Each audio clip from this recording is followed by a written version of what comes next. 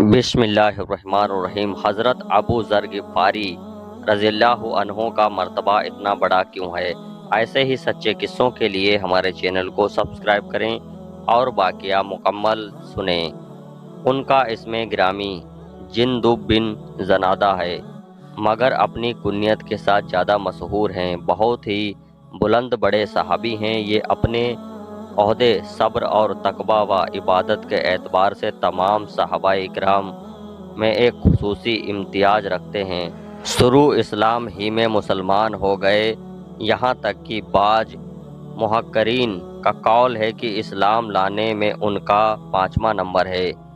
انہوں نے مکہ مکرمہ میں اسلام قبول کیا، پھر اپنے وطن قبیلہ بنی غفار میں چلے گئے، پھر جنگ خندق کے بعد ہجرت کر کے مدینہ منورہ پہنچے اور حضور کے وصال کے کچھ دنوں کے لیے ملک شام چلے گئے، پھر وہاں سے لوٹ کر مدینہ منورہ آئے اور مدینہ منورہ سے کچھ میل دوری مقام رجبہ میں بس گئے۔ بہت سے صحابہ اور تابعین علم حدیث میں آپ کے شاگرد ہیں۔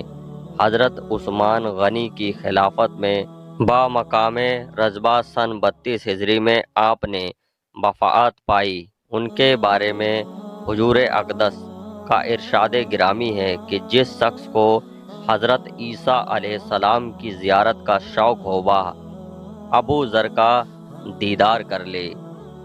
کرامات جنگل میں دفن۔ روایت میں ہے کہ حضرت ابو ذر غفاری کے وصال کا وقت قریب آیا تو ان کی بیوی صاحبہ رونے لگیں۔ آپ نے پوچھا، بی بی تم کیوں روتی ہو؟ بی نے جواب دیا کہ کیوں نہ روؤں، جنگل میں آپ وصال فرما رہے ہیں اور ہمارے پاس نہ کفن ہے اور نہ کوئی آدمی۔ مجھے یہ فکر ہے کہ اس جنگل میں آپ کی تہجیج و تکفین کا میں کہاں سے اور کیسے انتظام کروں گی؟ آپ نے فرمایا، تم مت رو اور فکر نہ کرو۔ رسول اکرم نے فرمایا کہ میرے صحابہ میں سے شخص جنگل سے وصال فرمائے گا اور اس کے جنازے میں مسلمانوں کی ایک جماعت حاضر ہو جائے گی۔ مجھے یقین ہے کہ جنگل میں وصال کرنے والا صحابی میں ہی ہوں، اس لیے تم فکر نہ کرو اور انتظار کرو، ممکن ہے کہ کوئی جماعت آ رہی ہو۔ یہ کہہ کر حضرت ابو ذر غفاری رضی اللہ عنہ کا وصال فرما گئے۔ ان کی بیوی کا بیان ہے کہ وصال کے تھوڑی دیر کے بعد بالکل اچانک چند سوار آ گئے اور ایک نوجوان نے اپنی گٹھی میں سے کفن نکالا اور آپ اس کفن میں کر کے آپ مدفون ہوئے، اور سواروں کی اس جماعت نے نہایت ہی اہتمام کے ساتھ تجہیز و تدفین اور نماز جنازہ و کفن کا انتظام کیا۔ صرف جمجم پر زندگی۔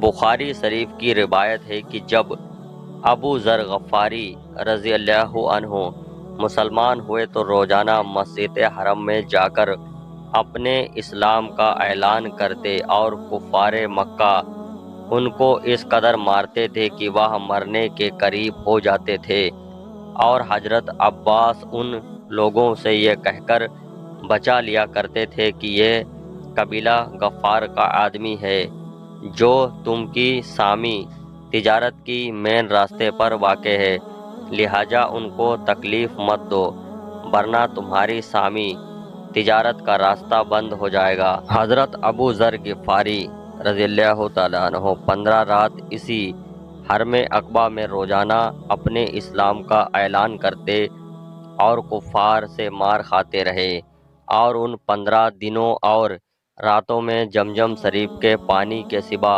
ان کو گیہوں یا چاول کا ایک دانہ یا ذرہ برابر کوئی دوسری غذا میسر نہیں ہوئی، مگر یہ صرف کہ زمزم شریف پی کر زندہ رہے اور پہلے سے زیادہ تندرست اور صحت مند ہو گئے۔